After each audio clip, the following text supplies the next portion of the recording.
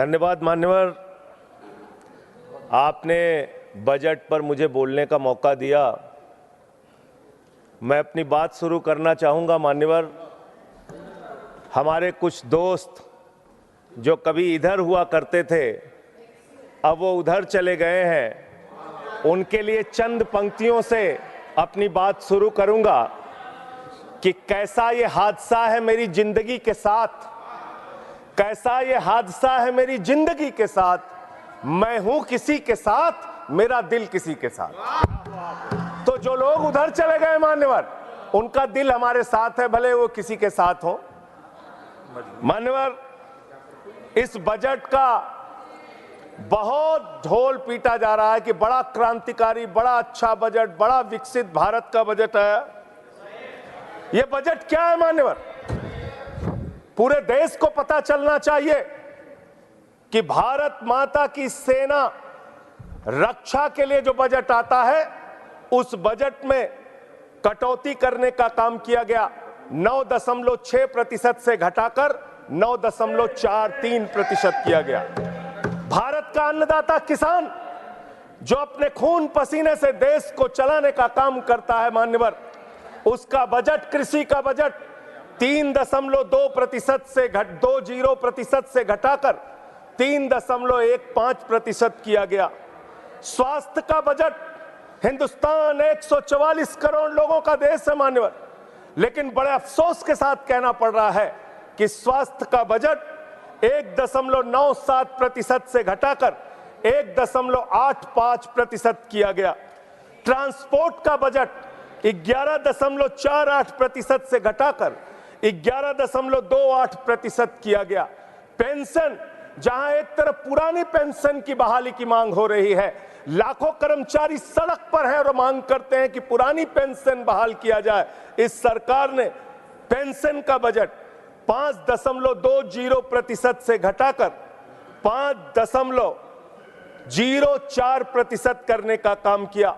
Energy का budget 2.10% से घटाकर 1.42% करने का काम किया। वैज्ञानिक विभाग का बजट 0.7% से घटाकर 0.6% करने का काम किया। फूड सब्सिडी का बजट 4.38% से घटाकर 4.25% करने का काम किया। नॉर्थ ईस्ट के विकास का बजट, मणिपुर की तो चर्चा आपने नहीं की, लेकिन नॉर्थ ईस्ट के विकास का बजट आपने 0.13% से घटाकर 0.12% करने का काम किया। सामाजिक कल्याण, जिसमें आपका बिल्कुल यकीन नहीं है, उसका भी बजट आपने घटाया। 1.22% से घटाकर 1.17% करने का काम किया। आपने फर्टिलाइजर का, खाद का बजट 3.88 से घटाकर 3.4% करने का काम किया और फूड सब्सिडी आपने घटाने का काम किया। यह है आपके विकसित भारत के खोखले बजट की सच्चाई। हर वर्ग को आपने चोट पहुंचाने का काम किया मान्यवर। आप कहते हैं आप दुनिया की 5वीं बड़ी अर्थव्यवस्था है, 5वीं बड़ी अर्थव्यवस्था है। अरे ये तो सच्चाई बताइए कि ये 5वीं बड़ी अर्थव्यवस्था किसके लिए है? आपने चंद पूंजीपतियों का 16 लाख करोड़ रुपए माफ किया। ये इस देश की सच्चाई है। आपने 16 लाख करोड़ रुपए पूंजीपतियों का माफ किया। आपने 14 देश के प्रधानमंत्रियों ने जितना कर्जा लिया, उससे दोगुना कर्जा अकेले आपकी सरकार ने लिया। आपने 150 लाख करोड़ रुपए कर्जा लेने का काम किया, देश को कर्ज में डुबाने का काम किया। मान्यवर, मैं बताना चाहता हूं इस सरकार से किन किन वर्गों को उम्मीद थी। इस सरकार से उम्मीद थी देश के अन्नदाता किसानों को कि आप एमएसपी दोगुना करेंगे। आपने एमएसपी दोगुना नहीं की। आपने किसानों की फूड सब्सिडी का काटने का काम किया, फर्टिलाइजर सब्सिडी काटने का काम किया, कृषि क्षेत्र को देने वाले बजट को खत्म करने का काम किया। बेरोजगारों को उम्मीद थी, 10 साल में आपने कहा था मान्यवर 20 करोड़ नौकरियां देंगे। 20 करोड़ नौकरियां आपने नहीं दी। फिर नौजवानों ने कहा नौकरी दो, नौकरी दो। फिर आपने कहा पकौड़ा तल लो, पकौड़ा तल लो।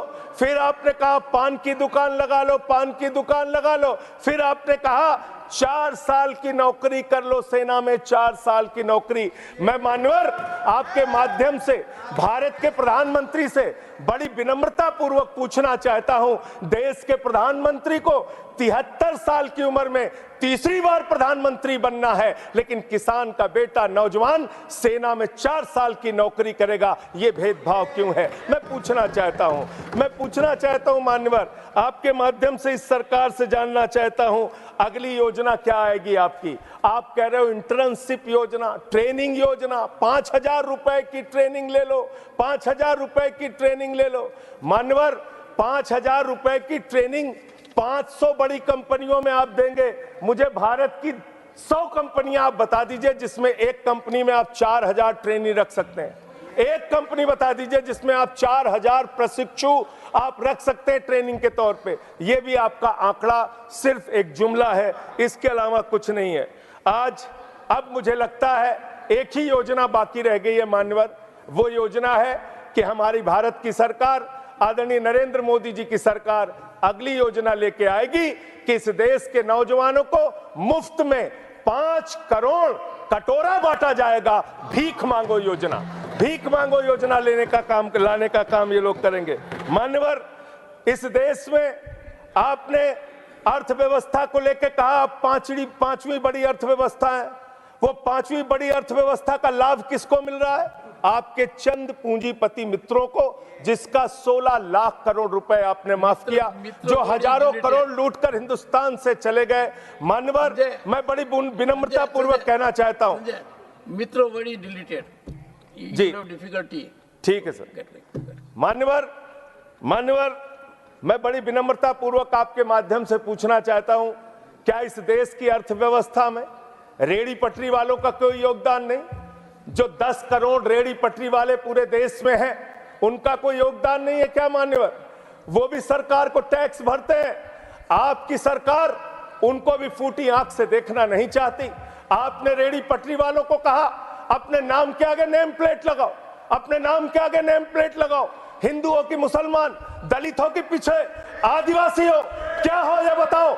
मैं पूछना चाहता हूं आपके माध्यम से सरकार के कहना चाहता हूं मान्यवर, अगर नेम प्लेट लगवाना है तो लगवाइए गले में नेम प्लेट, नीरव मोदी के गले में नेम प्लेट लगवाइए कि 20,000 करोड़ रुपए हिंदुस्तान का वो बाकी है। लगवाइए नेम प्लेट, 10,000 करोड़ रुपए विजय माल्या हिंदुस्तान का बाकी है। लगवाइए नेम प्लेट गले में ललित मोदी के कि 3,000 करोड़ रुपए हिंदुस्तान का लूट के भाग गया। लगवाइए नेम प्लेट मान्यवर। मैं कहना चाहता हूं नितिन संदेशरा के कि वो 6,000 करोड़ रुपए हिंदुस्तान का लूट के भाग गया। लगवाइए नेम प्लेट अडानी के कि 2.5 लाख करोड़ रुपए का कर्जा आपने एक आदमी को दे रखा है। लगवाइए नेम प्लेट उन पूंजीपतियों को जिन्होंने हिंदुस्तान की बैंकों को खाली करने का काम किया। मान्यवर एक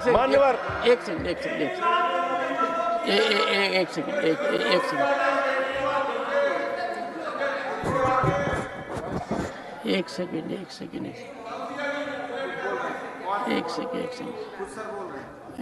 honorable member, and you are a senior person. Sanjay ji, you are a senior person. धारा प्रवाह में आप काफी कुछ कह गए फिगर्स के बारे में, बाकी तो you can make your point, no difficulty about it. One second.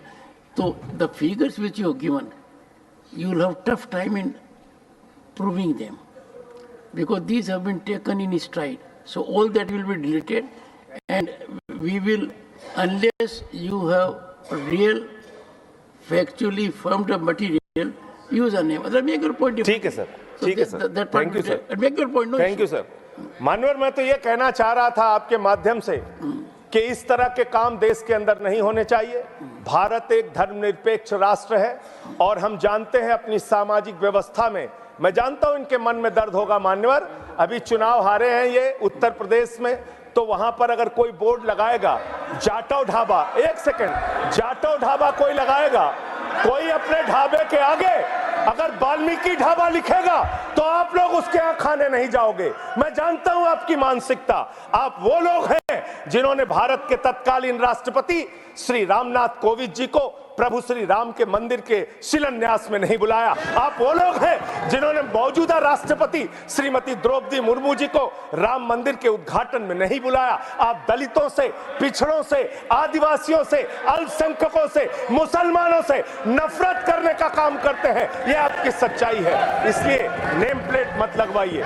Name plate लगवाना है तो जिन्होंने देश की बैंकों को लूटा है उनका नेम प्लेट लगवाइए। और मान्यवर, मैं आपसे, आपके माध्यम से इस सरकार से कहना चाहता हूं, इनका बजट पड़ रहा था मान्यवर, जेलों को भी इन्होंने कम बजट दिया। अरे जेल का बजट तो बढ़ा दीजिए, 300 करोड़ रुपए जेल का बजट बढ़ा दीजिए। अरे अभी हमको जेल में भेजा है, कल तुमको जेल में आना है, तुम सबको जेल में आना है। जेल का बजट बढ़ा दो, जेलों को ठीक कर दो। अगला नंबर तुम्हारा है, तुम्हें जेल में आना है, इसलिए कम से कम जेलों को तो ठीक कर दो। अगला नंबर तुम्हारा। मैं जेल के बजट पे बोल रहा हूँ मानवर, मैं जेल के बजट पे बोल रहा हूँ। 300 करोड़ दिया, इनको जेल में आना है। वन सेकेंड सदन के नेताजी से मैं अनुरोध करूंगा कि ये बहुत मार्मिक अपील है जेल का बजट बढ़ाने के लिए, और इस पर आप गौर फरमाइए। धन्यवाद सर, धन्यवाद सर। ठीक है ना, धन्यवाद सर। एक पृष्ठभूमि भी है मान्यवर, इसका ध्यान रखा जाएगा। अध्यक्ष महोदय, इन्होंने न्यायपालिकाओं के लिए जो बजट रखा वो नाकाफी है। 5 करोड़ केसेस पेंडिंग है इस देश के अंदर, और 6 लाख लोगों को पूरे देश में जेलों में रखा गया है, जिसमें करीब 76% अंडर ट्रायल है। इसका मतलब आपका मकसद न्याय दिलाना नहीं है, आपका मकसद किसी मामले की सच्चाई तक पहुंचना नहीं है, आपका मकसद है पकड़ पकड़ के एक एक व्यक्ति को जेल में डालना। आपने दिल्ली के मुख्यमंत्री को, जिनकी शुगर 36 बार 50 से नीचे जा चुकी है, आपने दिल्ली के मुख्यमंत्री को पकड़ के जेल में डाल दिया। नहीं अनवर, अब इनको बार बार मौका मत दीजिए, मुझे अपनी बात पूरी करने दीजिए। I am not yielding sir, I am not. आपने 2 बार कहा, हैट्रिक बना लिया इन्होंने सर। दिल्ली के मुख्यमंत्री को सर इन्होंने पकड़ के जेल में डाल के रखा। दिल्ली के शिक्षा मंत्री को इन्होंने 2 साल से जेल में रखा। दिल्ली के स्वास्थ्य मंत्री को इन्होंने 2 साल से जेल में रखा। आप एक एक विपक्ष के नेता को पकड़ पकड़ के जेल में डालते हैं। हेमंत सोरेन को मुख्यमंत्री को जेल में आपने रखा, संजय रावत को जेल में रखा, अनिल देशमुख को जेल में रखा, सबको पकड़ पकड़ के आप जेल में रखते हैं। बंगाल के 3 मंत्रियों को आपने पकड़ के जेल में रखा। आपका मकसद ट्रायल कराना नहीं, न्याय दिलाना नहीं, आपका मकसद हम लोगों को पकड़ के जेल में रखना है। जितना जेल में डालोगे, मैं आपसे कहना चाहता हूं, जितना जेल में डालोगे उतना गर्त में जाओगे। जिसने भी ये राजनीति की है उसका समापन हो गया है। अभी 240 पे पहुंचे हो, कल 24 पे पहुंचोगे, इसके बाद 2 पे भी आओगे। मैं तो 1-2 मिनट और मैं बस अपनी बात खत्म करूंगा, मेरे टाइम से उसको काट लीजिएगा। मान्यवर, भेदभाव की बात, सबसे भेदभाव इनको करना है। मुसलमानों से भेदभाव, सिखों से भेदभाव, ईसाइयों से भेदभाव, दलितों से भेदभाव, पिछड़ों से भेदभाव, और अब राज्यों से भेदभाव, राज्यों से भी भेदभाव, महिलाओं से भेदभाव, राज्यों से भेदभाव। क्या भेदभाव किया सर इन्होंने? 2,32,000 करोड़ रुपए, 2,32,000 करोड़ रुपए दिल्ली के लोगों ने सरकार के केंद्रीय खजाने में टैक्स के रूप में दिया, जीएसटी और इनकम टैक्स के रूप में। बदले में हमको कितना मिलता है? 0।